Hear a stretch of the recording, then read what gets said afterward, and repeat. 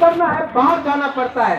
आज हम अपने ही जमीन में, अपने ही हां में, अपने ही राज्य में आज हम लोग भिखारी बन के रहे हैं। लेकिन तिपरासा लोग, आप लोग अगर अपना फंसा रखता है, अगर आप लोग एकता रखता है, अगर आप लोग यूनिटी रखता है, तो मैं आपको बोल रहा हूं कि आने वाले 2 महीने के अंदर पूरे इंडिया, दिल्ली, आप हमारा बात सुन लो। न्यू दिल्ली कैपिटल राजधानी, आप मेरा बात लिख के सुन लो, राइटिंग में सुन लो। इस बार तिपरासा लोग अपना जवाब देगा और ये जवाब पूरा इंडिया सुनेगा। आप लोग रेडी है कि नहीं? रेडी है कि नहीं?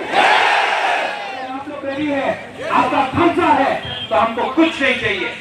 लाओ अपना सबसे बड़ा हथियार को लेके आओ। क्या है उनके पास? उनके पास पैसा है, मेरे पास खर्चा है, उनके पास, हमारे पास। इसके लिए मैं आपको बोल रहा हूं, कल मैं फिर से बात करूंगा। अब बहुत सीनियर लोग बात करेंगे। मैं आपको